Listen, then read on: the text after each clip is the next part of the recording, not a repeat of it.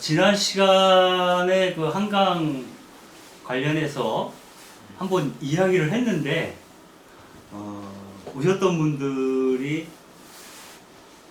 피정 같다 느낌이 나쁘지 않았던 모양이죠. 그래서 하다 보니까 제가 좀 말이 많은 편이에요. 그래서 절반도 못했어요. 그러니까 아쉽다고 다음번에 한 번 더 하자라고 이제 오셨던 분들이 제안을 하셔서 오늘 한강과 신비주의라는 제목으로 두 번째 강의를 하게 됐어요. 그래서 지난 시간에는 주로 이제 한강이 지은 시, 노래 뭐 이런 걸 중심으로 얘기를 했다면 오늘은 한강의 작품을 갖고 얘기를 할 건데요. 일단 그 한강의 작품이 여러 개가 있어요. 굉장히 많은데 그거를 다 다룰 수는 없을 것 같아요. 그래서 대표적으로 한강이 쓴 소설 가운데 흰, 그 다음에 소년은 울지 않는다, 작별하지 않는다. 소년이 온다. 소년은 온다. 소년이 온다. 작별하지 않는다. 그리고 채식주의자. 이게 굉장히 가장 핵심에 해당되는 소설 같아요. 한강의 소설이 여러 개 있지만 뭐 글의 차가운 손이라든가 이런 것들도 있고 뭐 히라보 시간 이런 것이 있는데 제가 읽어본 것 중에서는 이 작품이 좀 특별하다라는 생각이 들었고 또 한강의 작품 가운데 초기에 쓴 소설들은 그 초기 소설을 보면 거기서 나오는 주제의식들이 나중에 뭐 소년이 온다라든가 이런 데 다 변주되고 있어요. 채식주의자라든가 변주되고 있지만 그 자체로는 아직은 미숙한 상태에서 쓴 느낌 같은 걸 좀 받았어요. 제가 초기 작품은. 그래서 좀 작가로서의 어떤 그 성숙함, 자기 언어를 충분히 이제 소화해낸 상태에서 쓴 작품들이 아까 얘기한 소년이 온다라든가 뭐 작별하지 않는 이런 것들 속에서 가장 잘 어떤 그 한강이라는 작가를 잘 녹여내고 있다. 그리고 그분이 어떤 고민을 하고 있는 걸까? 어디에 꽂혀 있는 걸까? 그리고 정말 말하고 싶은 게 뭘까? 이런 것들을 좀 풀어주는 작품들이라 생각이 들고 어찌 보면은 한강의 작품은 이 책을 보든 저 책을 보든 제가 볼 때는 주제의식이라고 하는 것은 거의 같은 것 같아요. 그러니까 한강이 추구하는 문학세계의 방향은 이미 한참 전에 정해져 있는 거예요. 아예 초기 작부터 정해져 있어요. 초기 작부터 계속 그 이야기를 하고 있어요. 결국 이런 거죠. 보통 그 세계적인 작가들이 바라보는 세계가 어떤 세계인가 라고 했을 때 그걸 굳이 언어로 표현하면 부조리예요. 세상이 이래도 돼? 이런 거죠. 거기서 이제 유럽 쪽 작가들은 그리스도교 문화권이니까 이런 세상에서 하나님 도대체 뭐 하시는 거지? 주무시고 계신가? 아니면 하나님이 있긴 있는 거야? 이런 질문들에 대해서 답하고자 하는 거예요. 그러니까 우리가 이 세상을 살면서 많은 사람들이 고통의 한가운데 있다라고 스스로 느낄 때 이 고통이 뭐 사람이 뭐 도둑질을 해서 감옥에 간다.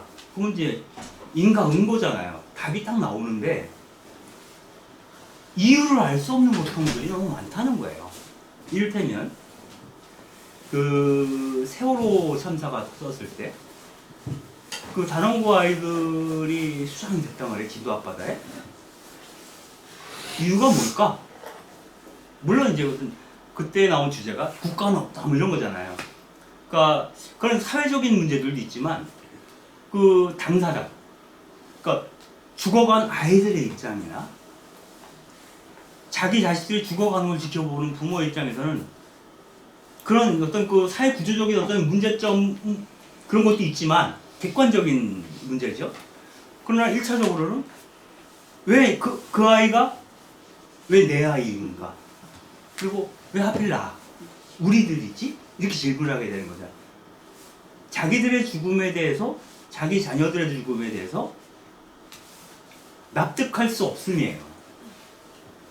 그죠? 이 세상에는 고통이 많지만 남의 고통은 참 안 됐네 이렇게 얘기할 수 있지만 그 고통이 자기의 문제로 다가올 때는 이해할 수 없어요. 그리고 내가 신앙인이면 너무 화가 나요. 누구한테? 하나님한테 화가 나요.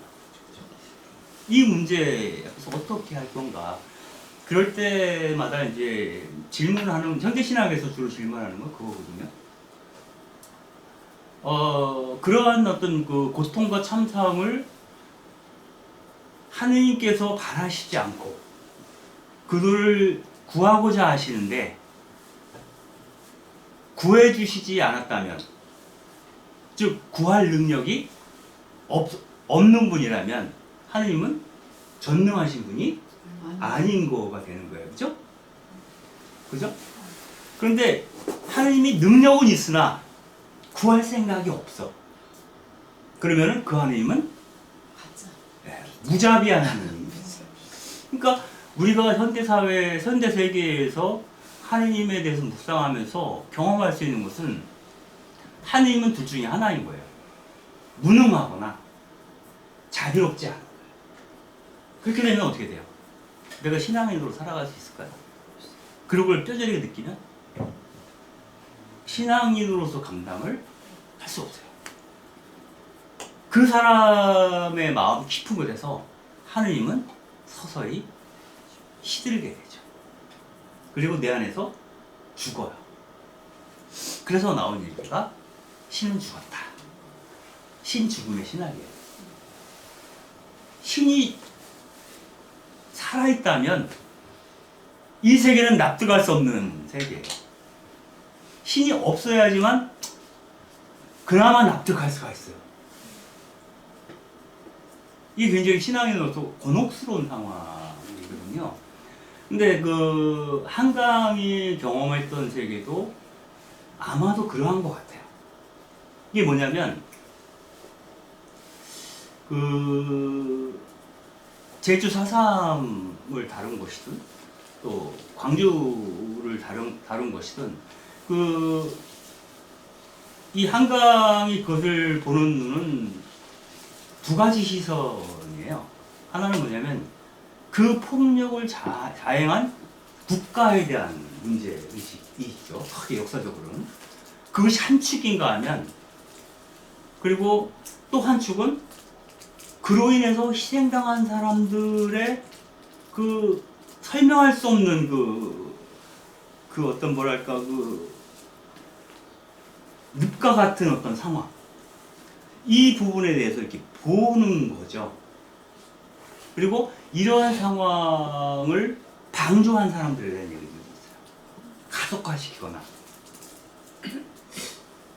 그러한 사람들에 대해서 어떻게 볼 건가?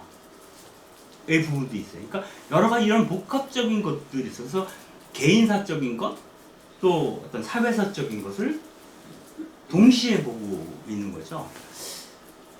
그러면서 그 한강이 생각한 것은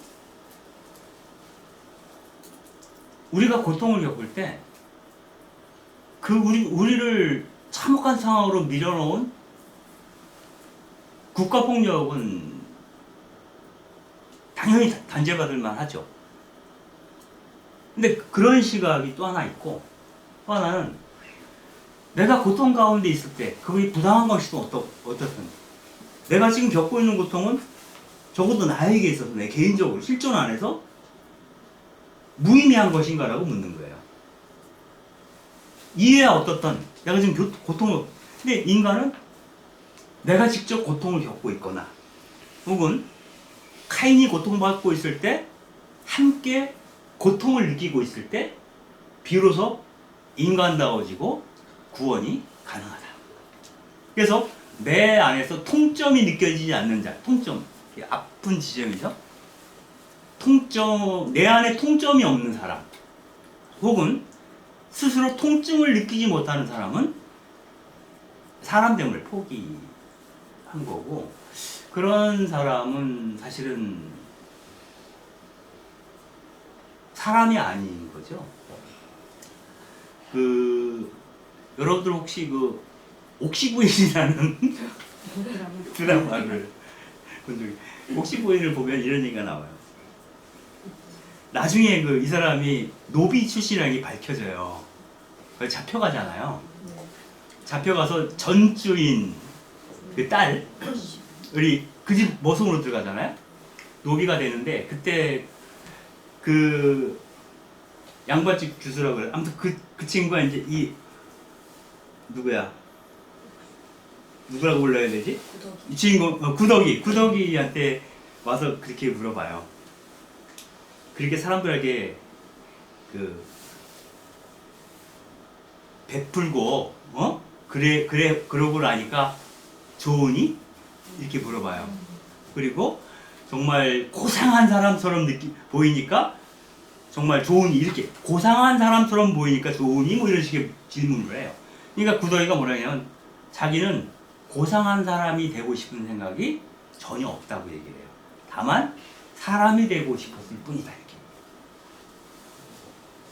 그러니까 그 구덕이가 볼 때는 사람이라고 하는 것은 당연히 그렇게 어려운 사람이 있을 때 베풀고 그들과 고통을 나누는 존재만이 사람이라는 거예요. 근데 그때 그 드라마에서 보여주는 양반들의 모습들은 사람이 아니에요. 그 종들의 그 고통에 대해서 공감하지 않아요. 그 안에 통점이 없어요. 그래서 타인의 고통에 대해서 고통을 느끼지 않아요. 그 사람들은 적어도 그 옥시부인이라는 드라마에서는 사람이 아닌 거죠. 그래서 우리들의 어떤 그 삶의 목적, 또 어찌 보면 신앙생활을 하는 이유, 혹은 뭐 수덕생활, 혹은 뭐 성인이 되고자 함, 뭐라고 얘기해도 좋은데, 그 목적을 한강의 언어를 빌다면 사람이 되는 데 있는 거예요. 우리는 보통 사람으로 살지만 사람이 사실은 아니라는 거예요. 그래서 그 채식주의자나 이런 소설에서는 사람임을 포기할 때 비로소 사람이 된다는 얘기예요. 내가 사람이라고 하는 자의식을 접을 때 비로소 사람이 된다라는 거. 그러니까 내가 사람이라는 자의식을 갖고 있다는 건 뭐냐면, 내가 사람이라는 자의식을 가질 때 뭐냐면, 이 우주의 중심이 항상 나라고 생각하는 거예요. 모든 사고를 나를 중심으로 사고하죠. 근데 내가 사람이 아니야라고 하는 자의식을 갖게 되면, 사람임을 벗으면 이 우주의 중심이 내가 아니라는 것을 알게 돼요. 그러면 내가 우주의 중심이 아니라면 어떻게 전환되는 걸까? 라고 물어보면 우리는 서로 연결되어 있는 존재라는 거예요. 이를테면 이 세상 어느 구석인가 누군가 고통받았을 때 그 사람의 고통이 그 사람만의 고통이 아니라는 것을 내가 아는 거예요. 그 고통이 나에게도 고통으로 다가온다는 거고, 마찬가지로 내가 어떤 상황에 의해서 고통받고 있을 때 나만이 고통받는 게 아니라 이 우주가 나와 함께, 만유가 나와 함께 고통받고 있다고 느끼는 거죠. 그래서 내가 누군가 고통받는 사람을 위해서 손을 잡아줄 때 그것은 그 고통받는 자의 손을 잡아주는 것이기도 하며 동시에 내가 내 손을 잡아주는 것이 되기도 한다. 이거를 깨달아 아는 자만이 인간이라는 거죠. 제가 볼 때는 한강은 그 얘기를 하고 싶었던 것 같아요. 전체 어느 소설이든 다 그 얘기를 하고 싶은 거죠. 근데 어떤 뭐 사삼이라든가 아니면은 뭐 광주라든가 이런 이야기를 통해서 그 얘기를 하는 거죠. 네. 오늘 아마 그런 얘기들을 여러분들하고 좀 더 이렇게 구체적으로 보면서 나누게 될 것 같습니다. 시작하기 전에 그 한강이 부른 새벽의 노래를 들을 텐데요. 지난 시간에는 미사 때 한강노래를 잔뜩 들었어요. 근데 오늘 강의는 노래 듣는 게 없어요. 소설 갖고 얘기할 거기 때문에. 그 한가 일단 발음이 참 좋아요. 발음이 좋고 담백한 느낌 이런 게 있죠. 그래서 아마 그 음색과 어떤 그 이미지가 굉장히 서로 닮아 있다라는 생각이 들어서 좋습니다. 제가 지난번에도 잠깐 말씀드렸는데 그거죠. 그 순천에서 장일순 선생님에 대해서 강의가 있어가지고 강의하러 갔다가 준비를 하는데 장일순 선생님의 호가 맨 마지막에 갖고 있던 호가 이암이었어요. 이암이라는 게 오랑캐 이자를 써요. 그래서 오랑캐의 집. 근데 다른 뜻으로 하면 숨어있는 집이라는 뜻이에요. 숨어있는 집, 보이지 않는 집. 그래서 장 선생님이 그 얘기를 하거든요. 보이지 않는 게 좋은 거야. 이렇게 얘기를 했어요. 네? 뒤에 남아있는 거죠. 그늘로. 그 얘기를 하셨는데 그 장일 선생님의 아들처럼 지내던 사람이 김민기 씨거든요. 김민기가 항상 아버님이라고 부르면서 따랐거든요. 그래서 나중에 그 한살림 시작했을 때 한살림 사목장, 초대 사목장이 김민기예요. 굉장히 친밀한 관계인데 김민기가 죽고 나서 그 김민기를 부를 때 뒷꽃이라는 별칭처럼 호처럼 쓰였거든요. 그것이 이제 이암이라는 호를 갖고 있었던 장일 선생님과 닮아 있다라는 얘기를 했는데 그분들 생각을 하면서 같이 떠오르는 사람이 저는 한강이었어요, 그 당시에. 그래서 한강에게도 뭔가 호를 붙여주면 좋겠다. 호가 없잖아요. 그래서 한강을 흰강으로 하면 어떨까? 왜냐하면 그 한강이 갖고 표출하고 있는 그 모든 이야기를 색깔로 표현하면 흰이에요.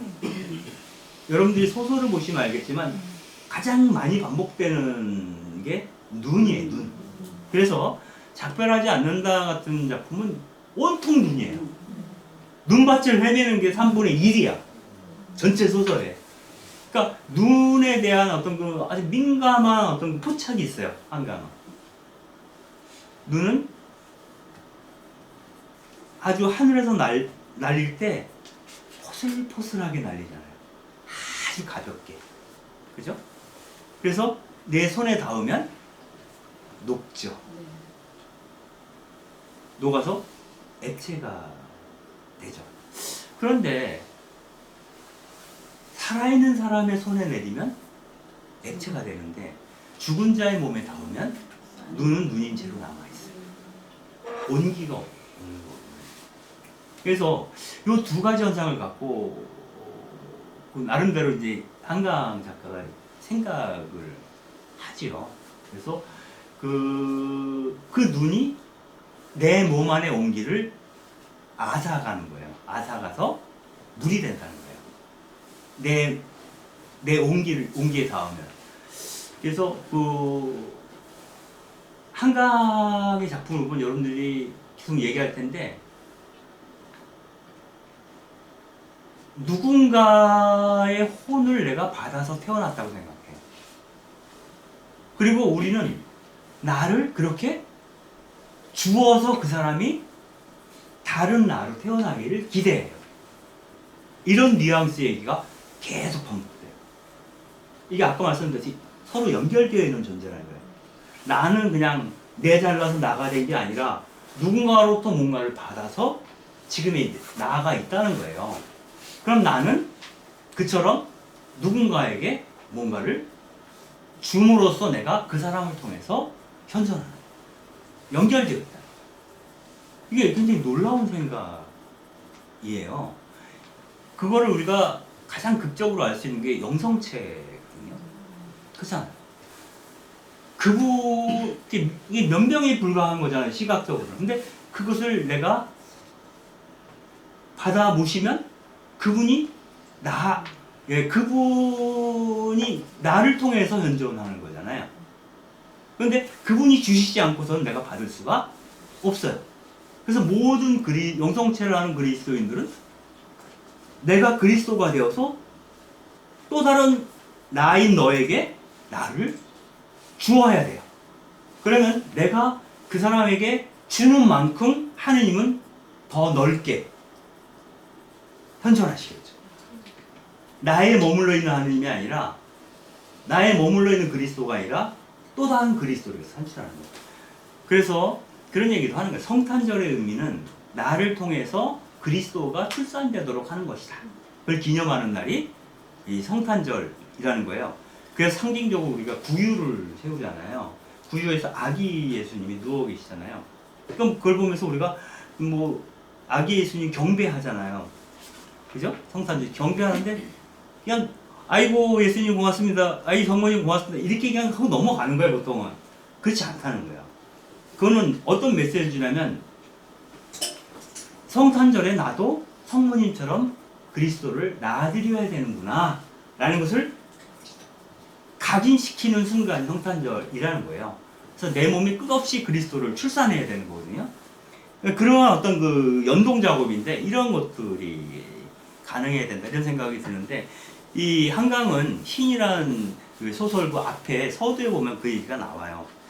그 흰색을 뜻하는 게 하얀이라는 말이 있고 흰이라는 말이 있는데 하얀 그러면 우리가 생각하는 하얀색 우리가 크레파스를 칠할 때 그 하얀색을 얘기하는 건데 흰이라고 하면 이렇게 표현했어요. 죽음이 소슬하게 함께 배어있는 이런 뜻이라는 거예요. 죽음이 소슬하게 함께 배어있는 우리가 하얀 소복이라는 말도 쓰지만 흰 소복이라서 힐소자, 소자가 힐소자예요. 하얀 소자가 아니에요. 그죠? 그래서 이 하얀 흰이라는 말이 갖고는 근데 그 흰이라는 말은 하얀이라고 발음할 때랑 흰이라고 발음할 때에도 느낌이 발음 자체가 달라요. 이 부분에 대해서 이제 주목을 하는 거죠. 그래서 이 죽음이 소슬하게 배어있는 흰, 그 흰이 드러난 장소가 바로 폴란드의 바르샤바, 그리고 80년 광주, 그리고 제주 4.3이다. 그 공간이 죽음이 소슬하게 배어있는 공간이라는 거예요. 그래서 그 죽음이 소슬하게 배어있는데 우리는 그 안에서 빛을 봐요.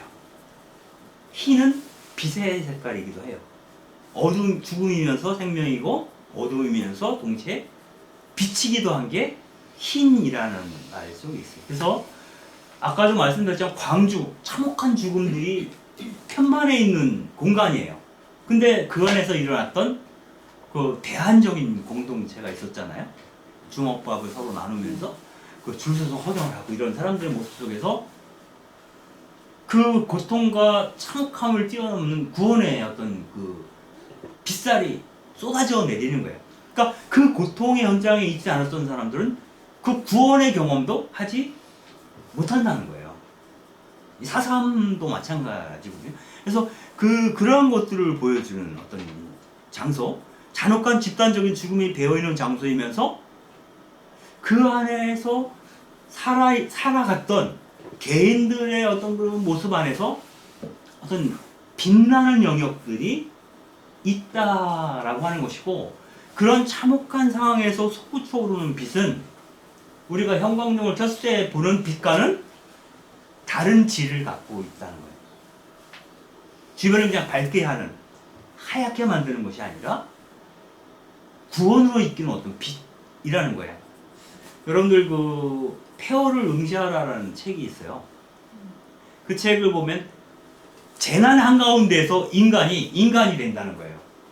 비로소 재난이 터지면 어떤 사람들은 서로 막 노략질을 하는 사람도 있지만 어떤 사람들은 평소에 하지 않았던 영웅심, 주변에 있는 그 고통받는 사람들 위해서 막 헌신적이 돼요. 평소에는 그런 모습이 아니었던 사람인데 사람이 바뀌어요. 그래서 그 폐허라고 하는 것은 죽음의 장소이면서 동시에 희망의 근거이기도 하다, 이런 얘기를 해요. 아마 어쩌면 지금 뭐 계엄 사태를 겪고 있는 우리 한반도도 비슷한지도 모르겠어요. 여기서 드러날 것이 다 드러나잖아요. 어둠은 어둠대로 빛은 빛대로 드러나거든요. 가장 빛으로 환하게 터져나온 게 응원봉 그 친구들이잖아요. 몰랐잖아요, 우리는 그거를. 그런 것들을 우리는 경험한다, 이 얘기를 하는 겁니다. 그래서 이 한강은 서늘하지만 맑은 숨결 같은 흰이다, 이렇게 표현을 합니다.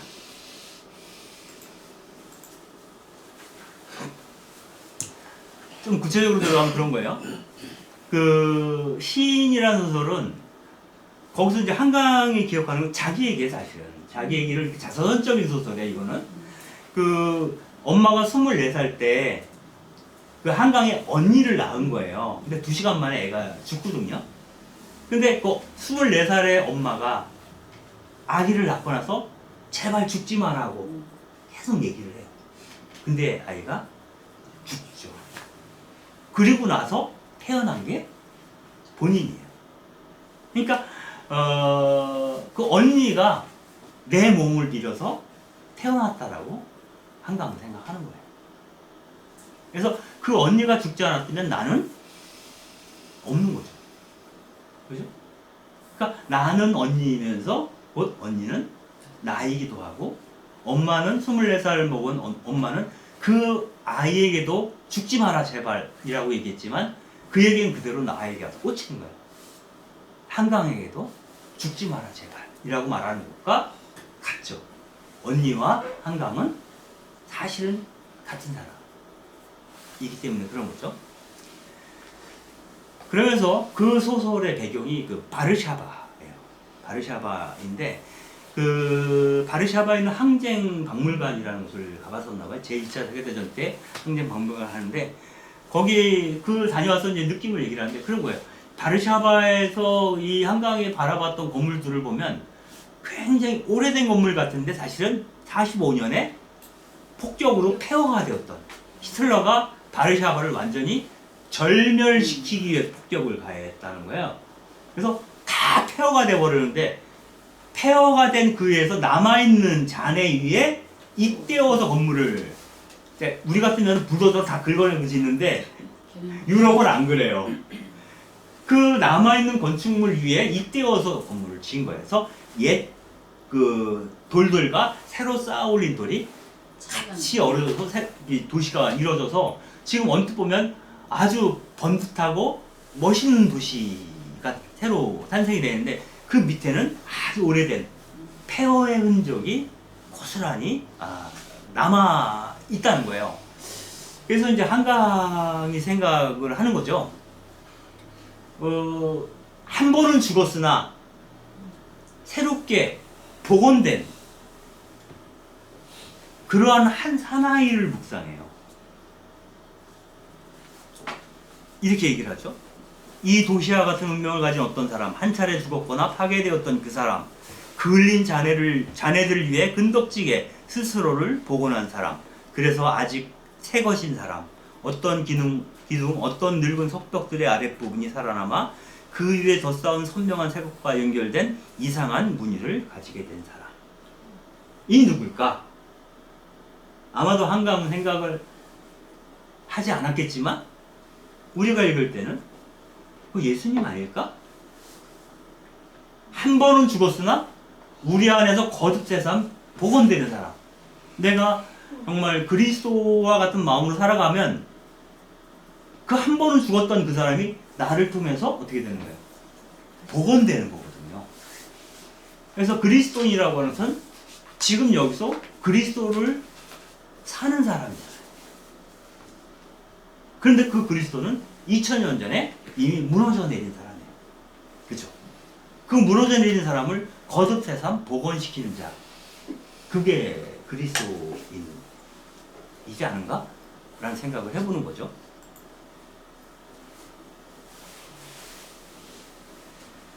그 예수님이 태어날 때도 무고한 아기들이 죽었어요. 그죠? 무고한 아기들이 많이 학살을 당했죠. 예수님은 그 학살을 면했으나 완전히 면하지 못했어요. 왜냐하면 그 아기들과 예수님은 아까도 말씀드린 연결된 존재예요. 연결된 존재. 그래서 그거를 상징적으로 보여주는 게 복음서에서 그 무고하게 죽은 아이들과 똑같은 형상으로 이분이 십자가에 매달려 죽어요. 어떻게? 벌거벗은 채 창에 찔려서. 그쵸? 그러니까 그 아기들의 무거운 아기들 죽음과 예수님은 같은 존재였던 거예요.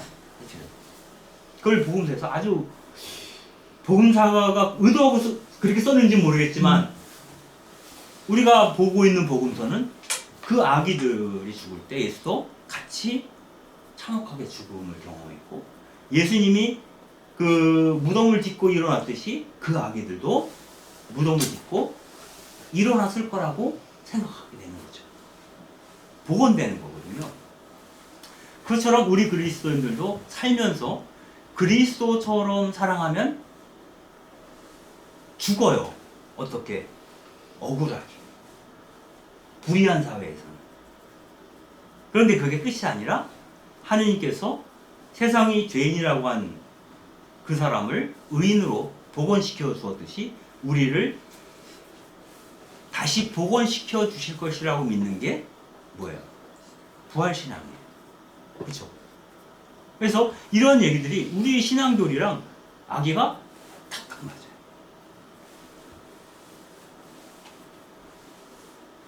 굳이 이제 언어로 표현하면 복음서는 그렇게 억울한 죽음들 사이에서 솟아난 생명이 예수님이었고 그 예수님은 율법과 성전 세력에게 도전하다 모진 고문을 당하고 마침내 실패자의 모습으로 십자가에 매달려 죽음을 당했다.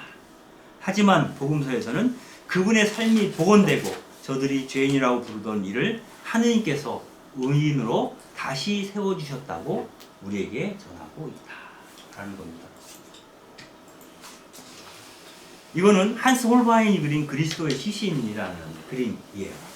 잘 보이시죠? 엄청 참혹해요. 그래서 이 눈도 퉁퉁 부어있고 멍든 자국이 그대로 남아있어요. 특별히 나는 이 손가락 이렇게.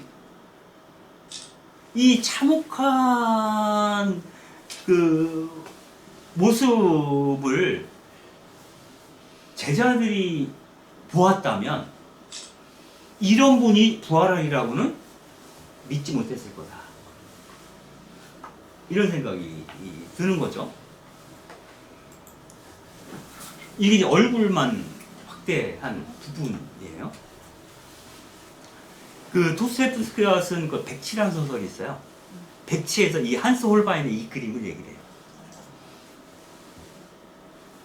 이 홀바인의 그림을 얘기하면서 어떻게 표현하고 있냐면 그림에는 단 한 사람도 나타나 있지 않지만 예수님만 있으니까 그림에 죽은 그리스도를 둘러싸고 있었던 추종자들은 그들의 희망과 믿음이 일시에 분쇄된 그날 저녁 슬픔과 혼란을 겪었음에 틀림없다. 이들은 아주 지독한 공포 속에서 흩어졌을 것이다. 만약 이 스승이 처형 전야에 자신의 모습을 미리 그려볼 수 있었다면 예수님이 자기가 죽으면 이렇게 되리라는 것을 알았다면 예수님조차도 공포에 질렸을 것이다. 이렇게 얘기를 하는 거예요. 너무 참혹하니까. 죽은 자의 모습. 과연 예수님이 선뜻 십자가에 올라갈 수 있었을까? 자기가 당신께서 죽으면 이렇게 된다는 걸 알았다면 이렇게 얘기를 하는 거야. 이처럼 자연은 냉혹한 죽음의 기계이고 우리가 경험하는 인간 역사도 크게 다르지 않다. 우리가 쉽게 광주 얘기를 하고 4.3 얘기를 하겠지만 진짜 그 현장에 있었다면 여러분들이 그냥 산사람이 돼서 그 동굴 속에 들어가서 굶주리고 있다고 생각을 해보세요. 얼마나 추웠겠어요. 온몸이 동상 걸리고 그러다가 붙잡혀가지고 총살당할 때 그런 것들이죠.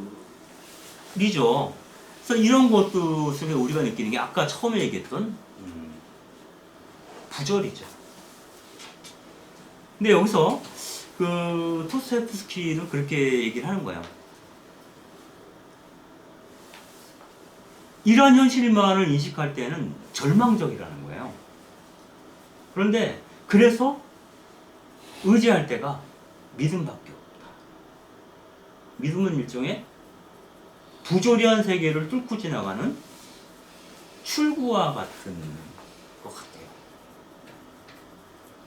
그래서 어찌 보면 그 한강이 작품을 쓰면서도 끝없이 그 참혹함과 아름다움을 계속 같이 견주면서 얘기를 해요. 그 이유가 참혹함만 있으면 삶은 없어요. 근데 어떻게든 우리는 살아야 되잖아. 네? 그게 믿음이든 뭐든 살고 봐야 되거든요. 그러니까 그 출구를 만들려는 인간 의지의 결과가 믿음일 수도 있겠다. 그리고 그 출구 밖에서 기다리고 계신 분이 있다고 믿는 거죠.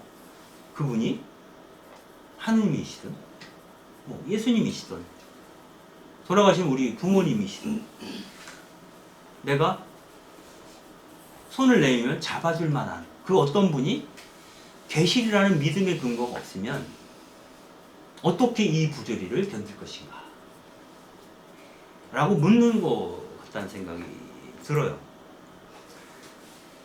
이거는 그 소년이 온다고 광주의 사진들 그냥 한번 모아봤어요. 이들이 느끼는 참혹함이 있잖아요. 이거는 현장에 있었던 사람들만이 뼈저리게 느끼는 부분이고, 그러나 이 고통이 우리와 단절되어 있는 것이 아니라고 느끼도록 그냥 한경이 소설을 쓴 거잖아요, 사실. 여기서 그 죽은 동호가 독백을 하는 장면이 나와요. 그 소년이 온다에서 이렇게 얘기를 해요. 자기 시신을 자기가 보는 거예요, 동호가. 네? 그게 이제 이태리체로 나와요. 이태리체로 나오는데, 썩어가는 내 옆구리를 생각해, 거길 간통한 총알을 생각해, 순식간에 뱃속을 휘젓는 불덩어리가 된 그것, 그게 반대편 옆구리에 만들어 놓은 내 모든 따뜻한 피를 흘러나가게 한 구멍을 생각해, 그걸 쏘아보낸 총구를 생각해, 차디찬 방아쇠를 생각해, 그걸 당긴 따뜻한 손가락 생각해. 발음하기도 먹먹해요.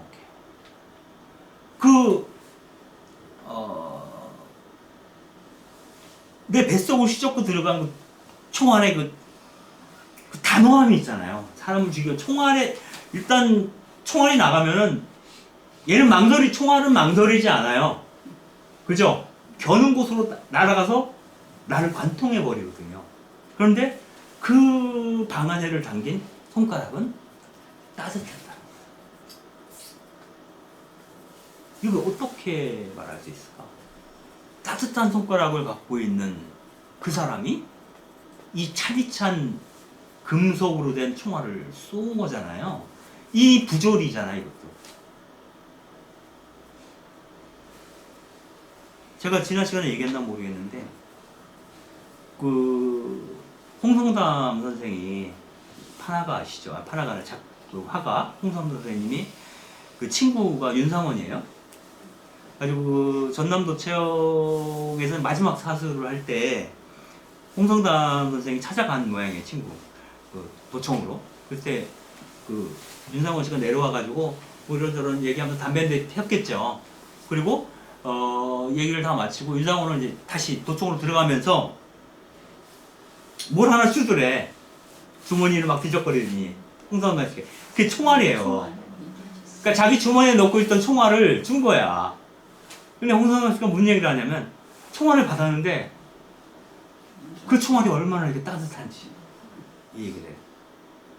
총알이 갖고 있는 그 차가움이 인간의 어떤 몸을 통해서 따뜻한 금속으로 바뀌어 있는 거잖아요. 그 말할 수 없는 미묘한 어떤 그 무언가가 있는 거예요. 그걸 설명할 수는 없어요. 그래서 어찌 보면 죽음을 목전에 둔 한 남자가 친구에게 남겨준 온기이죠. 그 온기로 인해서 홍성원 씨가 여지껏 변절하지 않고, 변절한 인간도 엄청 많잖아요. 꿋꿋하게 그 길을 계속 갈 수 있었던 거 아닌가? 그 총알의 온기를 기억하기 때문에 죽어가는 자에 뭐 이런 생각들을 해볼 수 있을 것 같아요. 이 그림에서 보면은 이제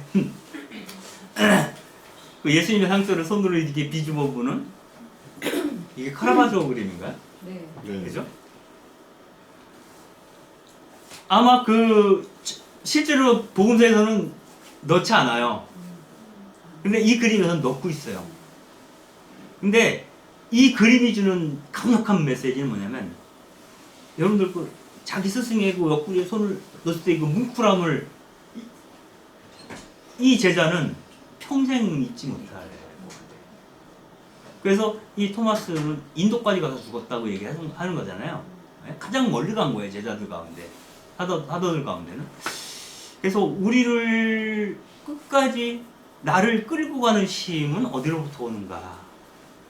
어찌 보면 아주 단순한 사소한 것일 수도 있지만 그 옹기가 베인 총알이라든가 그리고 죽어가는 동호가 느꼈을 그래도 저 나한테 방아쇠를 당겨서 나를 죽였지만 저 사람에게도 옹기가 있는 사람이었어.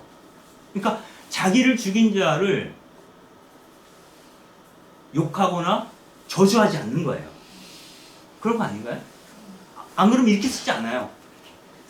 그걸 당긴 손가락이 따뜻한 걸 젠장 이렇게 썼을 거예요. 근데 그렇게 안 써요. 그 총알을 그 방아쇠를 당긴 그 따뜻한 손가락을 나는 생각해. 그 사람도 인간이라는 거를 죽은 자가 생각합니다. 그래서 그 선악의 경계를 넘어서는 자비라는 게 뭘까? 동화말로 보살이죠. 여기서 죽어가는 보살의 모습이라고 볼 수 있을 것 같아요. 이건 4.3의 장면들을 그냥 쫙 한번 모아봤어요.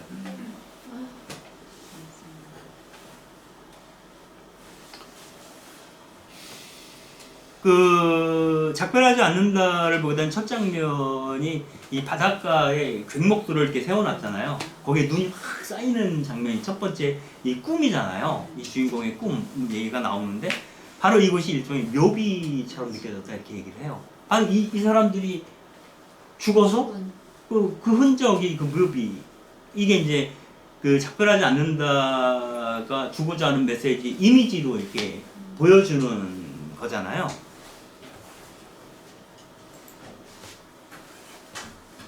그 한강이 쓴 흰이라는 소설에는 그런 얘기를 해요. 이건 앞서 얘기한 것들 계속 반복하는 거긴 한데 그 주인공이 이렇게 얘기를 하는 거예요. 나도 모르는 사이에 그이로부터 건너온 것이 있었다는 거야 나한테. 그이가 누구예요? 죽은 언니예요. 그 죽은 언니로서 나에게 건너온 무엇인가가 있을 것 같다는 거고 어둑한 그 방에 누워서 주의를 느끼는 순간 자기도 모르게 희끗한 빛과 체온이 있는 쪽으로 눈을 뜨고 바라보게 되었다라는 얘기를 하게 돼요. 그러면서 그 바르샤바의 중심가에 그 독일군들이 시민들을 이렇게 벽에 세워놓고 총살했던 자리가 있어요. 추모하는 공간이겠죠. 그 일종의 메모리 존일 텐데 거기에 이제 촛불이 켜져 있죠. 촛불이 켜져 있는데 이렇게 얘기를 해요. 흘러내리는 촛농은 희고 뜨겁다. 흰 심지의 불꽃에 자신의 몸을 서서히 밀어넣으며 초들이 낮아진다. 서서히 낮아진다. 이렇게 얘기를 해요.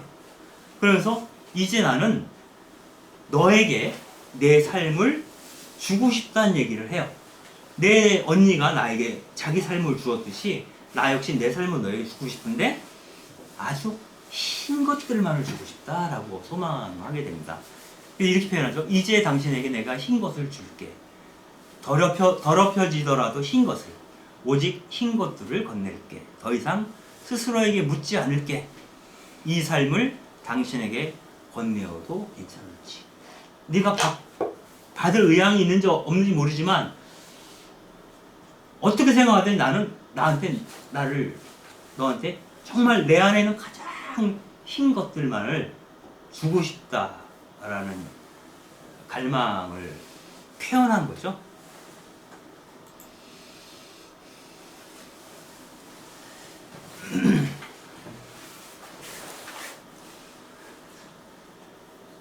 여기서 이제 그 한강의 글 가운데 사실 이 비슷한 표현들이 반복적으로 나와요.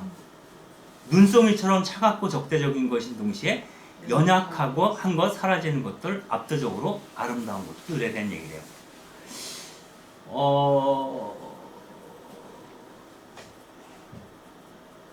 상징어가 눈이에요. 여기서 압도적으로 아름다운 것들. 근데 그 눈이라고 하는 것이 손에 닿으면 바로 녹아버리는 연약한 것이에요.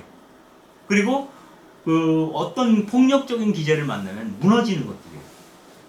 근데 그러한 것들 안에는 어떤 아름다움의 영역. 그러니까 여러분들이 소년이 온다나 작별하지 않는다나 신이나 그 밖에 채식주의자라든가 이런 채식주의자에서 계속 얘기한 게 그 여자는 아주 남편의 시선으로 보는 거예요. 첫 장면이 평범한 여자였다는 얘기를 계속 강조해요. 그죠? 그건 뭐냐면 아무것도 아닌 존재들이에요. 그러니까 이 한강의 소설에 나오는 주인공들은 다 아무것도 아닌 존재예요. 우리가 볼 때 그냥 길가에 지나다니는 그냥 감난 을려예요. 그게 눈송이와 같은 존재죠. 닿으면 녹을 듯한 연약한 것들인데 그 안에 참혹한 아름다움이 있다. 근데 그것을 보는 사람만 보는 거죠, 사실. 그죠? 그러니까 사실 보면 우리가 예수님 얘기를 하지만 우리가 뭐 그리스도교 신앙을 갖고 어쩌고저쩌고 그래서 주님 어쩌고저쩌고 그러니까 뭐 어떤 데 가면은 예수님 머리에다가 왕관도 씌워주고 별짓 다 하잖아요. 그죠? 네. 너무너무 저는 이렇게 얘기하면 그러죠. 구역질 나요. 그런 거 보면. 예수님하고 아무 상관이 없거든요. 그거는. 그러니까 내 욕심이에요. 예수님 내가 얼마나 사랑하는지 알죠? 왕관 씌워줄게. 네 욕심이지. 예수님은 그거 끔찍하게 생각할 것 같아요. 제발 그것만은 하지 말아줘라고 얘기할 것 같아. 근데 그런 짓을 교회가 너무너무 많이 해요. 이 얘기가 나와가지고 한마디 더 하면은 우리 주교님께서 우리 교황님께서 그 복장 있잖아요. 그 황제들이나 입을 만한 복장들 이상한 옷들 있잖아. 알파알파 금칠하고 막 보석 받고 자기 제자가 그런 옷을 입는다고 생각하면 예수님 어떻게 생각해요? 너무너무 끔찍하고 몸서리칠 것 같아요. 가까이도 오지 마라 그럴 것 같아요. 그 옷 입고는 가까이도 오지 마. 오! 너무 몸둘 바를 몰라 할 것 같아요, 예수님께서. 왜? 당신이 하고자 했던 것과는 아무 상관이 없거든, 그게. 지욕심이에요. 우리는 사랑을 하되, 우리는 그리스도를 사랑할 수 있죠. 예수님을 사랑할 수 있지만, 그분이 원하는 방식으로 사랑해야 되거든요. 예수님을 우리가 원하는 방식으로 사랑해. 그건 뭐냐면, 그것은 예수님을 사랑하는 게 아니라 내 욕망의 표현이에요. 지도 종교는 그런 속성을 많이 갖고 있어요. 그래서 그걸 잘 봐야 돼요.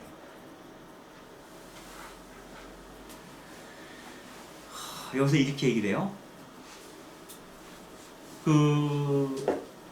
이 소설에 나오는 주인공은 동호이든 누구이든 다 고통 가운데 있었던 사람들인데 마치 한 번도 고통받지 않았던 사람들이죠. 이 얘기를 해요. 그래서 그 고통을 준 자와 고통을 받는 자의 경계를 허는 거예요. 어찌 보면 나에게 고통을 준 자 안에도 하느님이 계시거든요. 그래서 그 사람에 대한 원초적인 증오가 없는 거예요.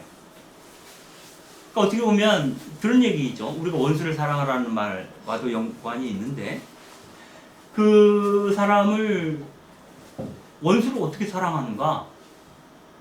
우리 원수를 보면 분노하고 증오하게 돼 있잖아요. 그 뭐냐면 그 사람이 하느님과 단절되어 있다라고 하는 것에 대해서 슬픔을 느끼는 거예요. 저 나쁜 놈을 보면서 슬픔을 느끼는 거예요. 왜 저 사람은 하느님과 단절되었을까? 그래서 그 사람을 위해서도 기도할 수 있어. 근데 그것은 늘 고통받으면서도 하나도 고통받지 않은 사람처럼 사는 사람에게만 가능한 일이에요. 이거 굉장히 어떻게 보면 내공이 필요해요. 쉽게 얻어지는 건 아니에요. 그러나 이런 생각을 많이 하다 보면 좀 더 그렇게 되어질 가능성이 커지죠. 내 의식이 성장하는 것이고 내 신앙이 깊어지는 것이다라고 볼 수도 있겠습니다. 그래서 성탄절 얘기를 다시 한번 한다면 성탄절에 징글벨을 울리면서 막 환호해야 되는 날이라기보다는 그 성탄절 날 아침에 그날 아침에 죽은 그 아기들을 기억하면서 그 안에서도 그 갈피에서도 생명이 태어나고 있음을 기억하는 여러분들 그 팔레스타인 쪽 그 이스라엘 순례를 가게 되면 팔레스타인 지역하고 유대인 지역을 계속 번갈아 가면서 다니게 돼 있어요. 그죠? 번갈아 가면서 다니게 돼 있는데 그 팔레스타인 지역 이를테면 뭐 베들레헴이나 이쪽 갔다가 예루살렘 들어가려면 장벽이 있어요. 장벽을 지나가는데 그 장벽에 뭐라고 써 있냐면 생존하는 것이 이기는 것이다 이렇게 써 있어요. 네? 팔레스타인 사람들은 죽지 않는 게 이기는 거야. 이게 참 말이 좀 묘해요. 그리고 팔레스타인 사람들은 기회만 닿으면 애를 계속 낳는데요. 인구가 줄어들면 그 족속 자체가 망하는 거거든요. 그러니까 계속 우리를 죽여도 우리는 끝없이 생산하는 거죠. 이게 이제 이러한 사람, 그러니까 그 죽음의 잔해 위에서 끝없이 생명을 노래하는 사람들이 고통받는 자들이라고 하는 얘기를 하죠. 광주에서도 아이들이 태어나고 제주에서도 계속 아이들이 태어나고 있잖아요. 그리고 그 아이들은 그 부모가 겪은 고통과 상관없이 딱 끌어안으면 너무 이쁘잖아요. 애들은. 저 제3세계 소말리아에 누구라 해도 하다못해 우리 집 고양이가 애를 낳아도 애기들은 다 이뻐요. 그러니까 천국을 맛보는 거거든요. 그 아이들 통해서. 그 똥더미 위에서도. 그래서 이 참혹한 아름다움이라는 말이 나오는 이유는 여기 있다. 그 희망의 근거를 잃어버리지 않는 게 신앙이 아닐까? 이런 생각을 해볼 수 있을 것 같습니다. 여기서 이분이 쓴 시를 두 개 읽을 건데요. 하나는 눈물이 찾아올 때 내 몸은 텅 빈 항아리가 되지 라는 시예요. 한번 읽어볼게요. 거리 한가운데에서 얼굴을 가리고 울어보았지. 믿을 수 없었어. 아직 눈물이 남아있었다니. 눈물이 찾아올 때 내 몸은 텅 빈 항아리가 되지. 선체로 기다렸어. 그 눈물이 내 안에 그득 차오르기를. 모르겠어. 얼마나 많은 사람들이 나를 스쳐갔는지. 거리거리 골목골목으로 흘러갔는지. 누군가 내 몸을 두드렸다면 놀랐을 거야. 누군가 귀 기울였다면 놀랐을 거야. 검은 물소리가 울렸을 테니까. 깊은 물소리가 울렸을 테니까. 둥글게 더 둥글게 탕이 번졌을 테니까. 믿을 수 없었어. 아직 눈물이 남아있었다니. 알 수 없었어. 더는 아무것도 두렵지 않다니. 거리 한가운데서 혼자 걷고 있을 때였지. 그렇게 영원히 죽었어. 내 가슴에서 당신은. 거리 한가운데서 혼자 걷고 있을 때였지. 그렇게 다시 깨어났어. 내 가슴에서 생명. 그러니까 앞서 말씀드린 그 참혹함 가운데서도 건져 올릴 빛이 있다라는 얘기를 하는 거고요. 이 회복기의 노래라는 시도 있어요. 여기서는 이제 살아가는 일은 무엇일까? 물으며 누워있을 때 얼굴에 햇빛이 내렸다. 빛이 지나갈 때까지 눈을 감고 있었다. 가만히. 빛이 이렇게 어두운 방 안에서 이렇게 누워있는 빛이 지나가는 거죠. 어떻게 보면 별 특별한 일이 아닐 수도 있는데 그 빛살 안이 스쳐 지나가는 것 안에서 어떤 그 구원의 실마리를 보고 있는 거 아닐까? 이런 생각을 해볼 수 있겠습니다. 이분이 노벨문학상 수상 기념 강의를 했었죠. 이거 할 때 지난해 12월 7일 날 스웨덴에서 했는데 여기서 그런 얘기를 해요. 사랑이란 어디 있을까? 팔딱팔딱 뛰는 나의 가슴 속에 있지. 사랑이란 무엇일까? 우리의 가슴과 가슴 사이를 연결해주는 금실이지. 그러니까 한강의 희망사인 거죠. 그러니까 그 참혹함 안에서도 빛나는 영역을 보는 것은 그 안에 소실하게 배어있는 슬픔과 그 슬픔 안에 배어있는 사랑의 자취들인 것 같아요. 이런 것들을 자기는 보고 싶고 보고 있는 거 아닌가, 이런 얘기를 하는 것이죠. 그 채식주의자 이 책은 여러 가지 얘기를 해볼 수 있는데, 그냥 간단히 얘기하면 이제 그런 거예요. 여기서 이런 질문을 하는 거죠. 한 인간이 완전하게 결백한 존재가 되는 것은 가능한가? 우리는 얼마나 깊게 폭력을 거부할 수 있는가? 그걸 위해 더 이상 인간이라는 종에 속하기를 거부하는 이에게 어떤 일이 일어나는가? 여기서 대조원은 폭력하고 결백한 존재예요. 결백한 존재, 우리가 결백한 존재가 되려면 폭력적인 상황 안에서 인간임을 접어야 한다는 거예요. 인간임을 접는다는 건 뭐예요? 세상을 나를 중심으로 보는 거를 접어야지만, 그렇게 되면 내가 고통받더라도 이것은 나만이 겪는 고통이 아니라고 느끼게 돼요. 이 세상이 함께 겪는 고통이라고 생각해요. 그리고 내가 누군가에게 폭력을 행사할 때는 그 사람에게 폭력을 행사하는 게 아니라 그것은 이 우주 전체, 혹은 폭력을 행사하는 그 자신에게 폭력을 행사하는 것이라고 느끼게 한다는 거예요. 이러한 것들까지 생각하려면 나는 나임을 접어야 한다는 거예요. 그리고 그런 사람들을 이 세상은 용납하지 않죠. 그래서 그런 사람들은 죽음으로 몰고 와요. 앞서 얘기했지만 이 세상은 예수님 같은 사람을 용납하기 어려워요.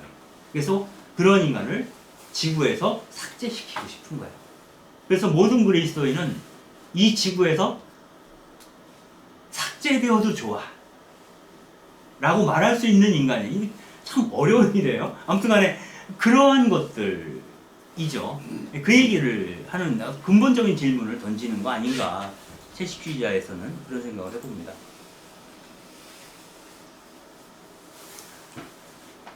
이거는 이제 아까도 말씀드린 건데, 소년이 온다 해서 이런 질문을 하는 거죠. 인간은 어떻게 이토록 폭력적인가? 동시에 인간은 어떻게 그토록 압도적인 폭력의 반대편에 설 수 있는가? 우리가 인간이라는 종에 속한다는 사실은 대체 무엇을 의미하는가? 여기서 이제 그 참혹한 현실 한가운데서 헌혈하고 줄 서는 그 광주 시민들 얘기를 여기서 하고 있어서 그럴 때만이 그 빛나는 영역이 있다라고 하는 얘기를 하고자 하는 거죠. 그러면서 그 소년이 온다에서는 이 필자가 갈망하는 거예요. 이제는 그 소년으로 하여금 동호죠. 동호가 나의 삶을 이끌어 가기를 기대하는 거예요. 이제 당신이 나를 이끌고 가기를 바랍니다. 당신이 나를 밝은 쪽으로, 빛이 비치는 쪽으로, 꽃이 핀 쪽으로 끌고 가기를 바랍니다. 목이 길고 옷이 얇은 소년이 무덤 사이 눈 덮인 길을 걷고 있다. 소년이 앞서 나아가는 대로 나는 따라 걷는다. 도심과 달리 이곳엔 아직 눈이 녹지 않았다. 얼어있었던 눈더미가 하늘색 체육복 바지 밑단을 적시며 소년의 발목을 스민다.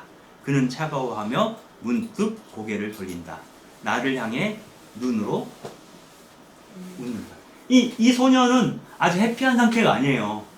죽음으로 걸어 들어가고 있는 소년인데 나에게 웃으면서 따라오라고 얘기를 하고 있고, 나는 이 소년을 따라오고 있는. 그러니까 우리가 볼 때 소위 이런 사람들을 우리는 희생자라고 불러요. 그죠?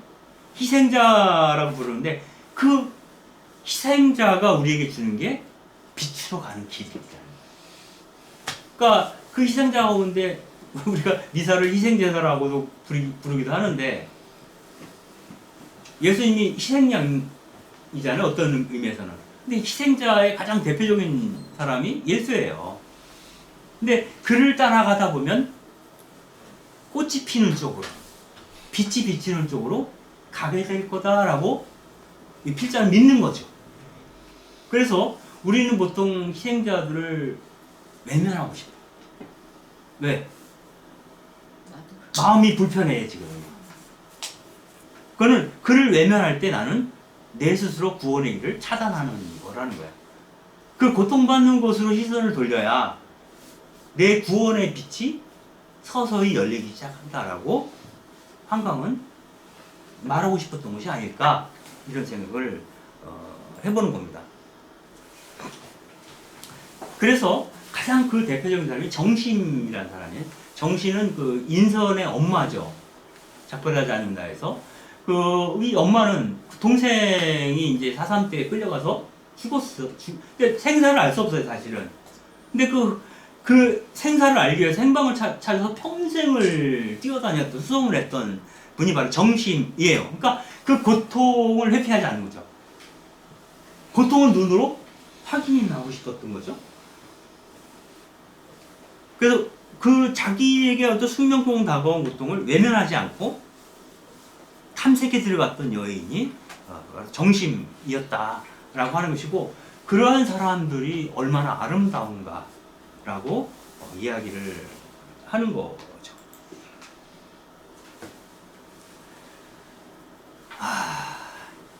거의 이제 마무리 단계인데요. 시간을 잠깐 봤어요. 잠깐만요. 여기 얼마나 남나 보고. 꽤 있네. 그래도 많이 갔어요. 그 얘기를 하죠. 한번 읽어볼게요. 막 내려앉은 순간 눈송이는 차갑지 않았다. 이게 그 소설 마지막 부분에 가면 막 병원에 있어야 될 친구 인선이 찾아오잖아, 그 집에. 그죠? 같이 이제 내려가는 길인데 눈이 막 내려요. 근데 막 내려앉은 순간 눈송이는 차갑지 않았다. 거의 살갗에 닿지도 않았다. 그 눈 결정의 세부가 흐릿해지며 얼음이 되었을 때야 미세한 압력과 부드러움이 느껴졌다. 얼음의 부피가 서서히 줄어들었다. 흰 빛이 쓰러지며 물이 되어 살갗에 맺혔다. 마치 내 피부가 그 흰 빛을 빨아들여 물에 입자만 남겨놓은 것처럼. 그러니까 눈이 이렇게 내리는데 이 눈이 갖고 있는 흰이 갖고 있는 서늘한 하고 맑은 이런 의미죠. 그 흰 빛을 내 몸이 빨아들인 결과 물이 액체가 되었다라고 하는 거예요. 근데 그 흰 눈을 우리가 성령이다 이렇게 표현을 하면 대신 성령을 내가 빨아들이는 거예요. 그 얘기 그렇게 설명할 수도 있을 것 같아요. 그 이상한 열정에 사로잡혀 나는 눈 한 줌을 움켜쥐었다가 펼쳤다. 손바닥 위에 놓인 눈은 새털처럼 가벼웠다. 손바닥이 연한 분홍빛으로 부푸는 동안 내 열기를 빨아들인 눈이 세상에서 가장 연한 얼음이 되었다. 잊지 않을 거라고 생각했다. 이 부드러움을 잊지 않을 거라고 생각했다. 그러니까 저는 이제 그런 생각이 들어요. 이 소설 읽으면서 제목을 어떻게 작별하지 않는다고 정했을까? 그 생각을 했어요. 그러면서 그리스도인이란 뭘까? 그리스도인은 예수와 작별하지 않는 사람들이다 생각이 들어요. 우리가 신앙생활하고 있는 자들 가운데 예수와 예전의 인연을 끊은 사람이 너무 많아요.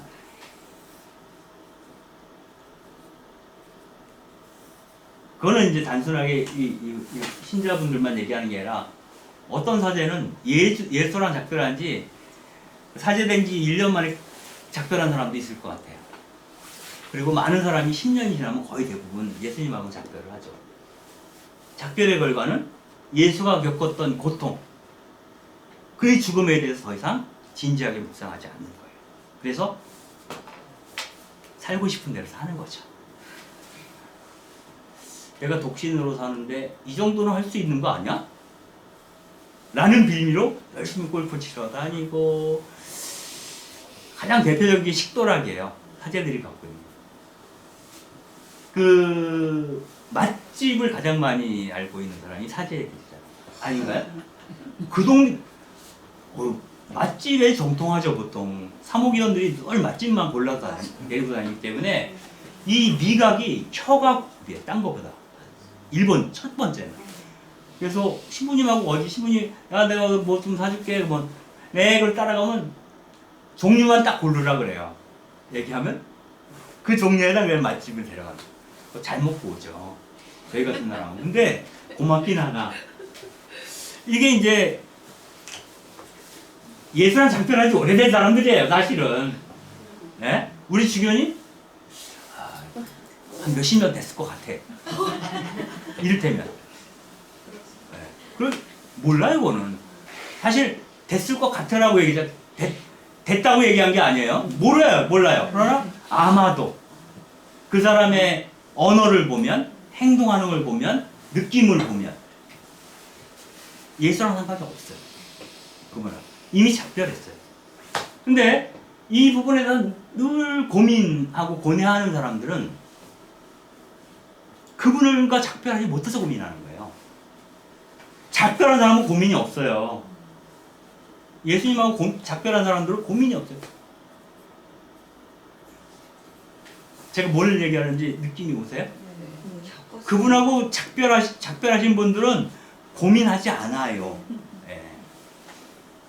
끝없이 어떤 이래도 돼?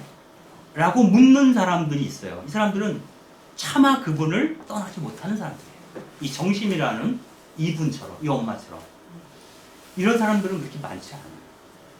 그리고 사제들 가운데 일부, 우리 평신도 가운데 굉장히 많은데, 아까 들어보니까 성당 간 20년 됐어요. 그죠? 그렇게 말씀하시는 분도 계시잖아요, 이 자리에 오신 분이.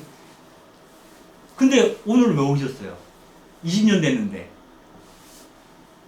아직 작별하기 싫은 거야. 사실은 마음 깊은 곳에서는. 그러니까 혹시나 해서 와본 거잖아요. 아닌가요? 혹시나 들을 얘기가 있을까 해서 와본 거거든. 왜? 완전히 그분과 인연을 끊게 되지가 않는 거예요. 미련이에요, 미련. 그런 미련을 갖고 있는 사람들이 그리스도인이다. 말이 좀 이상하다. 이상하긴 하나?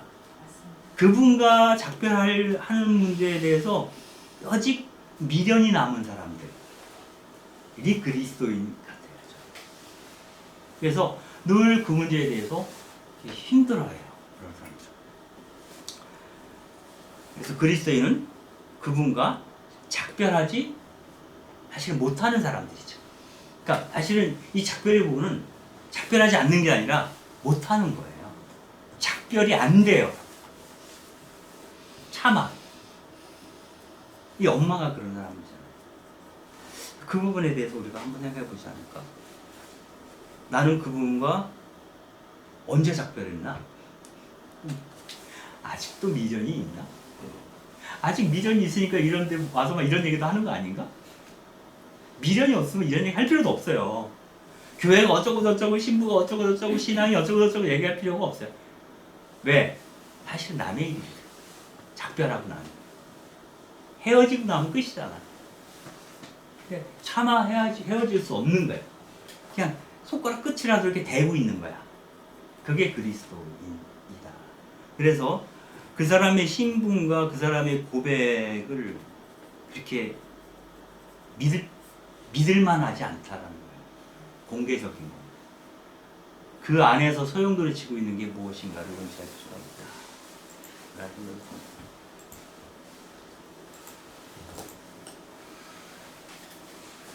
그 소설을 보면은 하나 일화가 나와요. 그게 뭐냐면은 서로 이제 대화 나누면서 뭐 옛날 들었던 얘기를 소개하는 장면이 나오는데, 큰 산 아래에 거린이 있었는데 아무도 밥을 안 줬나 봐요. 근데 어떤 여자가 그 거린에게 밥을 줬어요. 그러니까 얘기를 한 자락 해줘요. 내일 동트기 전에 한 말 누구한테도 얘기하지 말고 산으로 올라서 넘어가라고 이렇게 얘기를 해요. 왜냐하면 그날 해일이 들어닥쳐서 마을을 삼킬 거라는 거야. 그러니까 그 다음날 동이 트니까 통일이 막 산을 올라가다가 걱정이 되잖아. 저 마을에 사람들이 많이 살고 있잖아. 그러니까 외면하고 산을 못 넘어가는 거야. 돌아왔어. 어떻게 됐어요? 돌이 되었다. 이거 아주 흔한 전설이에요. 근데 이 얘기를 하면서 이 둘이서 이게 인선이라는 친구랑 이렇게 얘기를 주고받아서 어떤 얘기를 하냐면, 그 여인이 돌이 되었다고 했지 그 전설에서 죽었다고는 말이 없다는 거예요. 그러면 돌은 그 여인의 거죽이라는 거예요. 돌이 된 건. 그 여인의 혼은 아마도 마을로 다시 내려갔을 거예요. 왜? 그곳에 그가 사랑하는 자들이 있기 때문에 이 얘기를 해요. 그래서 우리는 내가 돌이 될지언정 살아남지 못할지언정 내 혼이라도 혼백이라도 내 사랑하는 곳으로 사랑하는 사람들에게로 가 닿으려고 하는 것, 그것이 사랑이 아닐까, 이런 얘기를 여기서 하더라고요. 그래서 이게 특별한 이야기였어요. 그래서 이 마지막 장면에서 나오는 글인데 한번 읽어볼게요. 인선의 숨소리가 들리지 않았다. 눈더미 너머에서 어떤 기척도 느껴지지 않았다. 아직 사라지지 마. 불이 당겨지면 네 손을 잡겠다고 나는 생각했다. 눈을 허물고 기어가 네 얼굴에 쌓인 눈을 닦을 거야. 내 손가락을 2로 갈라 피를 주겠다. 하지만 내 손이 잡히지 않는다면 넌 지금 너의 병상에서 눈을 뜬 거야.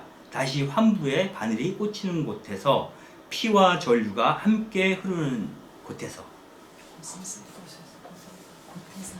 곳에서? 곳에서. 네. 여기서 이제 여러 가지 얘기를 하는데 그 중에 하나는 인선이 지금 서울에 있는 병원에 있어요. 근데 손가락이 잘려가지고 붙였는데 이 통점을 계속 바늘로 몇 분마다 아무튼 계속 찔러야 되는 거야. 그래야만 이게 살아난다는 거예요, 손가락이. 그래서 이것이 갖는 상징이죠. 고통 안에서만이 우리는 살 수 있다라고 하는 게 있고요. 그런데 그 병원에 있어야 할 그 인선이가 어디죠? 제주도로 와 있는 거잖아 지금. 그러니까 이게 혼인지 실제 사람인지를 헷갈려요, 이 주인공이. 그러면서 만약에 너가 여기 있다면 내가 내 피를 갈라서라도 너를 살려주마라고 얘기하는 거고, 네가 없다면 너가 그 병원에 있을 거니까 너무 다행이다, 이 얘기를 해요. 그래서 인선과 이 주인공은 사실은 하나이죠. 그리고 그 계속 느끼는 게 통점에 대한 얘기를 해요. 고통받는 것이 생명하고 어떻게 연결되는가에 대한 얘기를 하는 거죠. 고통의 이유에 대해서 한강 이렇게 얘기를 합니다. 우리는 인간을 사랑하고자 하기에 그 사랑이 부서질 때 고통을 느끼는 것일까? 사랑에서 고통이 생겨나고 어떤 고통은 사랑의 증거인 것 같다. 반복적인 거예요. 통증을 느끼지 않으면 사랑도 없다는 얘기죠. 그래서 우리는 누군가를 얼마나 사랑해야 되는 것일까에 대해서 질문하는 소설이다 라는 생각이 들어요. 그리고 한강각 작가가 나중에 이런 얘기를 하죠. 자신의 모든 소설은 언제나 사랑을 향하고 있었던 건 아닐까? 그것이 내 삶의 가장 오래고 근원적인 배움이었던 것은 아닐까? 라는 질문을 대답으로 내놓았다. 당신의 소설은 어떤 소설입니까? 결국 사랑. 이 사람은 뭐 불교 신자인지 모르겠는데, 아버지는 불교 신자인데 아마도 신앙을 갖고 있지는 않은 것 같아요. 근데 말하는 게 우리 그리스도교 신앙하고 딱 맞아떨어져요. 그래서 너무 신기하다는 생각을 잠깐 했었습니다. 이제 마지막입니다. 그 인터뷰에서 한강이 자기가 지금 새로운 소설을 지금 준비하고 있다. 근데 언제 쓰여질지 모르겠다라고 얘기를 해요. 그래서 단서를 단 건 뭐냐면, 태어난 지 2달 만에 이 세상을 떠난 언니에게 내 삶을 잠시 빌려주려고 했던, 무엇으로도 결코 파괴할 수 없는 우리 안의 어떤 부분을 들여다보고 싶었던 소설, 신과 형식적으로 연결된 소설을 쓰게 되지 않을까. 그러니까 신이라는 소설이 한 2부작 정도? 그것을 모티브로 한 소설을 쓰게 되지 않을까, 이렇게 얘기를 합니다. 그래서 본인은 계속 쓰는 사람으로 살아갈 것 같다는 얘기를 하는데, 더 중요한 것은 이거예요. 완성의 시점을 예측하는 것은 언제나처럼 불가능하지만 어쨌든 나는 느린 속도로나마 계속 쓸 것이다. 지금까지 쓴 책들을 뒤로하고 앞으로 더 나아갈 것이다. 어느 사이 모퉁이를 돌아 더 이상 과거의 책들이 보이지 않을 만큼 삶이 허락하는 한 가장 멀리, 이렇게 얘기를 했거든요. 그러니까 이 사람은 소설을 쓴다는 것은 이 사람의 삶이죠. 그래서 그 얘기를 들으면서 저는 예전에 그레오그대라는 소설을 제가 쓴 적이 있거든요. 그 쓰면서 그 얘기를 한 적이 있어요. 그레오그대는 내가 쓴 나의 복음서다. 나는 예수를 이렇게 읽었어. 내가 경험한 예수는 이런 사람이었어. 라는 느낌으로 쓴 게 이제 그레오그대라는 소설이거든요. 그런데 돌아보면 마테오, 마르코, 루카, 요한복음서는 마테오, 마르코, 루카, 요한이 경험한 예수님에 관한 이야기예요. 그래서 요한의 복음서고 마테오의 복음서인 거예요. 그렇듯이 우리는 모든 그리스도인은 자기 삶을 통해서 나의 복음서를 써야 되는 존재들이라는 거예요. 그래서 마리아는 마리아의 복음서를 써야 되는 거고요. 그죠? 우리 화 선생님은 허정석 복음서를 써야만 하는 거죠. 모든 그리스도인은 자기 삶을 통해서 복음서를 써나가는 존재예요. 한강이 소설을 쓰듯이 한강의 소설은 사실은 자기를 완전히 실어서 쓰고 있어요. 보면 얘기도 그렇게 해요. 그럼 우리도 우리의 삶을 온전히 실어서 복음서를 쓰는 거죠. 그래서 내 삶이 예수를 어떻게 말하고 있는가? 그게 증거자 아닌가요? 우리가 증거자라고 했을 때 그분을 증거하는 거잖아요.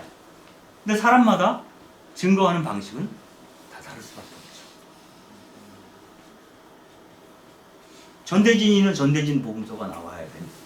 꼭 그것이 글로 쓰여지지 않더라도 돌아보니 그분은 내 인생에서 이랬구나 라고 고백할 수 있다면 그 켜켜이 담겨져 있는 것들이 복음서이죠. 그래서 모든 그리스도인은 자기만의 복음서를 쓰도록 요청받는 존재다. 이렇게 이야기할 수 있을 것 같습니다. 오늘 준비한 얘기는 여기까지. 재밌었나요? 네. 그러면은 혹시 질문이나 뭐 한두 마디 여러분들 나누고 싶은 얘기 있으면 해주시면 좋을 것 같습니다.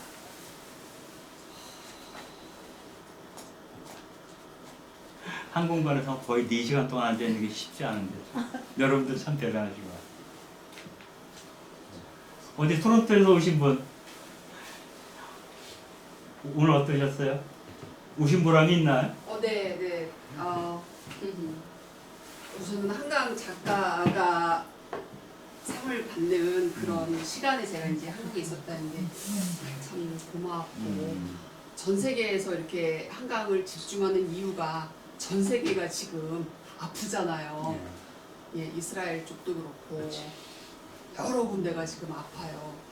그래서 주목을 받지 않을까라는 생각을 하고 어찌 보면 제가 가끔 생각하는 게 우리의 적이 뭘까? 누굴까? 왜냐면 하느님이 만드셨을 때 우리가 지금 싸우고 있는 예를 들면 우리나라 같은 경우도 윤석열도 하느님이 만드셨고 그 부류에서 윤석열을 지지하는 그 사람들도 하느님이 만드셨고 그렇지 않은 부류도 하느님이 만드셨고 우리가 누구랑 싸우는 거지? 그런 질문을 참 많이 하고 있어요 요새. 나는 누구랑 싸우고 있는 거지? 누구랑 싸워야 되는 거지? 저도 저 안에서 악이 있고 선이 있어서 항상 저하고도 싸우고 있는데 결국은 자유의지잖아요. 내가 좋은 쪽으로 선택하냐 나쁜 쪽으로 선택하냐. 기준을 잡아주는 그런 어떤 모델이라고 해야 되나요? 내 삶에 대한 기준을 잡아주는 모델들이 결국 이제 예수 그리스도인데 숙제인 거죠. 계속 숙제. 그럼에도 불구하고 지금 한강에 대해서 연구하는 사람 또 뭐 이렇게 집중하는 분들을 보면 선생님도 마찬가지지만 그리고 이렇게 같은 생각을 하고 모이는 사람이 이렇게 있구나. 있구나. 제가 이제 이렇게 서울을 가면서 많은 집회들을 보게 된단 말이에요. 지하철은 안 보지만 버스를 타고 다니면 저 저렇게 많이 모여서 무엇을 얘기하고 있는 걸까? 뭐 이런 생각들도 참 많이 해요. 근데 결국은 자유의지고 아까 얘기했지만 결국은 예수 그리스도가 이지 않을까라는 믿음은 있죠. 근데 그 과정에서 너무 많이 여러 사람들이 필요하니까 좀 아프긴 한데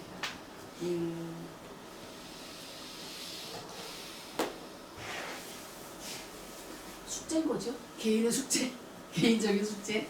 네, 저도 지금 숙제를 풀고 있는 과정이고 그런데 참 행복했어요. 오늘 이사부터 지금 이 시간까지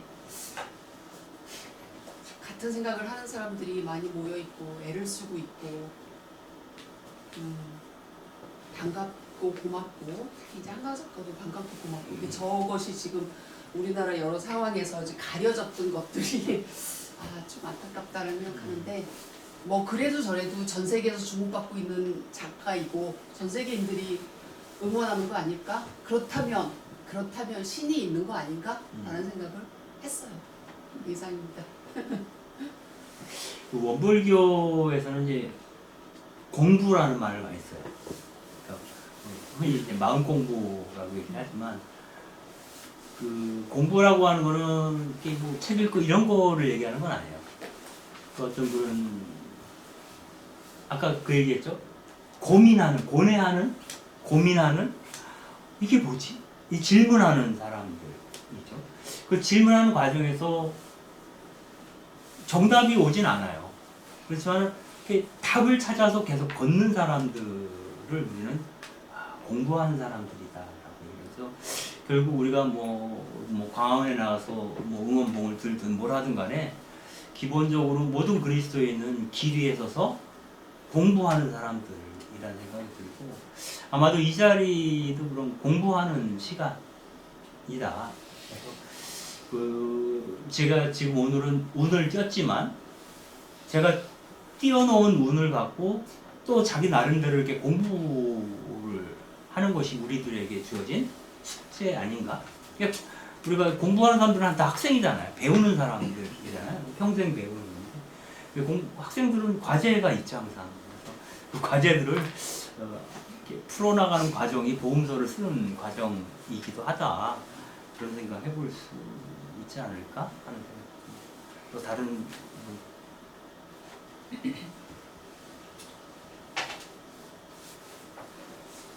저는 이제 선생님도 아시지만 강남순 교수님의 그 오늘 통해서 데리다라는 아주 난해한 작가, 그 철학자를 이렇게 이제 알게 됐어요. 그 책을 통해서. 근데 이제 그분이 이제 얘기하는 거는 그 독서 뭐 이렇게를 얘기 안 하고 읽기 방식을 얘기를 하거든요. 독서하고 읽기는 뭐가 다른가? 이제 그러니까 독서는 그 텍스트가 책이라는 거예요.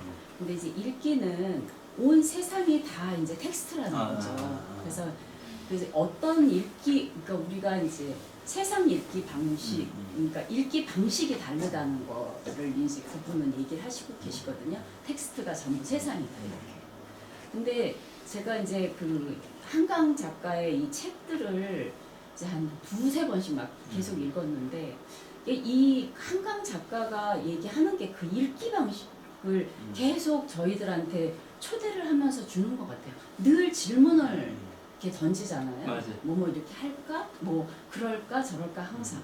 그러니까 데리다도 데리다가 굉장히 유명한 게 그 해체라는 건데 그게 다 이렇게 부서뜨리는 게 아니라 그게 뒤로 자꾸 이렇게 미루는, 그러니까는 어떤 고정된 결론을 내지 않고 계속 질문하면서 그걸 갖다가 사연이라고 계속 뒤로 미루는 거라고 해요.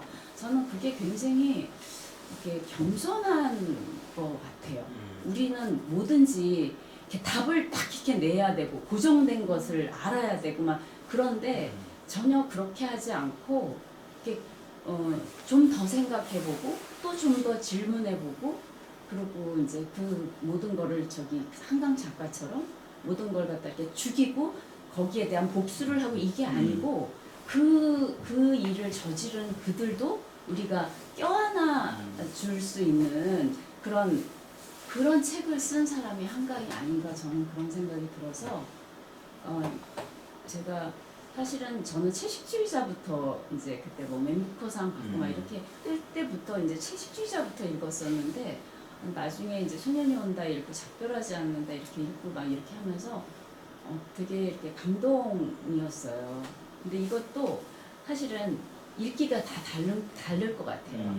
그 한강을 어떻게 읽느냐에 따라서 그 공감 능력이 공감도에 따라서 그게 얼마나 깊이 다가오는 사람이 있고 뭐 우리가 그 겪은 뭐 5.18이라든지 4.3이 그랬지 뭐 이렇게 또 이렇게 생각하시는 분들도 계실 것 같고 그래서 이제 맨 마지막에 선생님이 얘기하신 것처럼 자기만의 복음서 쓰기를 얘기를 하셨는데 그게 이제 내가 그거를 어떻게 읽어내는가에 따라서 자기만의 그 한강 읽기, 복음서라고 할 수도 있고 그게 달라지지 않을까 하는 생각이 들었어요. 그 사실은 읽기가 쓰기예요. 네, 사실은. 그게 거기서 이제 그분이 얘기해요. 읽기하고 쓰기는 절대 이렇게 단절될 분리될 수 없다. 그래서 읽기가 쓰기다 이렇게. 잘 읽지 못하는 분은 쓸 수가 없어요. 그래서 잘 쓰는 건 잘 읽었기 때문에 이건 여기 연결되어 있는 축에서 쓰는 행위의 방점을 두고 제가 말씀드렸지만 읽는 것과 연결이 되어 있는 거고 그 말씀을 들으면서 그 한마디 더 얘기를 한다면 지난 시간에 얘기했나 모르겠는데 한강 작품에는 광주라는 표현이 없어요. 네, 맞습니다. 제주라는 표현도 없어요. 그죠? 그냥 한 도시, 섬 이렇게 표현되어 있어요. 그건 뭐냐면 그 4.3과 광주는 광주와 제주에서 거기에서만 발생한 사건이 아니라는 거고 우리의 삶 한가운데서 언제든지 발생하고 있고 할 수 있는 게 그 고통의 집단적 고통이잖아요. 근데 때로는 집단적 고통으로 나타나게 되고 내 개인의 고통으로 나타나게 되는데 내 개인의 고통도 개인의 고통에 머물지 않는다고 보는 거예요. 집단적 고통과 연결되어 있다라고 보기 때문에 늘 이 사람의 문제의식은 우리 안에 늘 현존하고 있다. 이런 생각을 해볼 수도 있을 것 같아요. 그런 의미에서 이제 소위 한강의 소설이 보편적이다라고 판단받고 노벨상을 받은 거죠, 사실은. 그런 의미도 있다. 한 나라의 국지적인 어떤 사건, 뭐 그 사건의 해피엔딩, 어쩌고 결말 이런 거 없잖아요. 이 소설에는 그래서 어쨌든 말이야 물으면 답이 없어요, 거기에 대한. 한강의 소설에는. 예를 들면 채식주의자 결론이 없어요. 그러니까 이 한강 우리 인생에 정답을 갖고 사는 게 아니다라는 것을 이미 얘기하고 있는 거예요. 삶은. 그죠? 그건 마치 우리가 하느님을 이런 분이야 라고 말할 때 그 정답일 수 없는 것과 같다. 이런 생각이 들어요. 하느님을 불가해한 존재라면 인간도 불가해한 존재예요. 납득할 수 없는 존재이기도 하거든요. 그 안에서도 구원이란 게 뭘까? 이 질문을 던지는 존재가 신앙이라는 생각이 들고 그러한 것들을 가져야만 교조주의, 독선, 교의, 교리 이런 것으로부터 해방될 수 있습니다. 이런 생각이 들어요. 그것을 그 강남수 교수가 그 교회로부터 예수를 탈출시키는 길이다 이렇게 얘기를 해요. 네? 교회로부터 예수를 탈출시키는 거다. 그는 교수 말하는 교회는 교리이기도 하거든요. 이미 주어진 가르침은 이미 나에게 힘을 잃어버려요. 그래서 그것으로부터 해방된 나만이 오로지 경험하고 있는 그리고 타인들과 소통하고 있는 그분에 대해서 한번 고민해 볼래? 라고 초대하는 것은 아닌가 하는 생각을 해볼 수 있겠습니다. 혹시 한 사람 정도 더 하실 말씀? 저는 그 소년이 온다를 읽을 때 너무 고통스러워서 이거를 도저히 이렇게 넘어가지지가 않는 거예요. 그래서 이거를 한꺼번에 읽을 수 있는 책은 아니고 도저히 이게 진도가 안 나가서 이 고통이 그게 뭘까 그거를 계속 생각을 하게 되면서 그래서 피한 거예요. 저는 그 고통을 대면하는 게 아마 그러고 나서 이렇게 생각을 계속 했는데 그게 굉장히 두려웠나 봐요. 고통을 이렇게 대면하고 즉시 해야 된다는 그 현실 자체가 저한테는 너무 부담이었고 그랬던 것 같은데 그래서 안 읽고 계속 피하고 이렇게 하다가 결국은 이제 읽었어요. 끝까지 다 읽었는데 이제 눈물이 나면서 그 한강 작가한테 고마운 생각이 드는 거예요. 이분은 이렇게 이분이 이런 거를 쓸 때는 읽는 사람 못지않게 얼마나 고통스러웠을까. 근데도 그거를 외면하지 않고 이렇게 써주었다는 그거에 대해서 감사를 드리게 되는 마음이 생겼어요. 그래서 한강이라는 그 작가의 저기를 읽을 때마다 진짜 인간이기를 끝까지 사람으로 살아야 되겠구나라는 어떤 막 그런 생각이 든다고 해야 되나요? 좀 저는 그렇게 알게 됐어요. 그래서 아까 처음에 시작할 때 제가 말씀드렸지만 이 사람이 나한테는 지금 이 순간에는 성인 같은 존재. 이 말 지금 쉽게 하기 어려운 얘기인데 아주 특별한 걸 주고 있구나. 그리고 비그리스도인이 그리스도인에게 던져주고 있구나. 그래서 그 얘기를 한 거예요. 하느님께서는 교회 밖에서 성인을 찾고 있는 거 아닐까? 교회 밖에서 당신의 조력자를 찾고 있는 거 아닐까? 이런 생각이 들었다. 그 조력자가 되는 한강이라고 보는 거죠. 하느님이야 뭐 교회 경계를 얼마든지 넘나드실 수 있는 분이니까 그런 것 같다는 생각이 들어서 교회의 언어로 무언가를 얘기한다는 것은 한계가 있구나. 오히려 비교회적 언어를 통해서 그분을 더 잘 이해할 수 있는 거 아닐까? 우리 시대에는 그 생각을 좀 하게 됩니다. 네, 마지막으로 정리하면서 혹시 뭐 더 한마디 간단하게도 하실 분? 네. 사족 한 개만 붙일게요. 아까 시작할 때 신부님께서 저기 선생님 활동에 대해서 많은 어려움이라기보다는 걱정하셨던 말씀이 있는데 실은 한국에서는 잘 모르겠지만 제가 더 잘 모르겠지만 북미에서는 형제님 많이 응원하고 저희 특별히 그 CPBC에서 강의하셨을 때 팬이 엄청 많이 생겼거든요. 미국에서 이제 도로시대이 그런 얘기도 하시고 그래서 응원들 많이 해주시고 저희도 계속 응원할 테니 열심히 이어나가셨으면 좋겠습니다. 기회가 되면 기회도 한번 해주시면 언제든지 불러주시면. 감사합니다. 마지막으로 새벽의 노래 들으면서 마무리하겠습니다.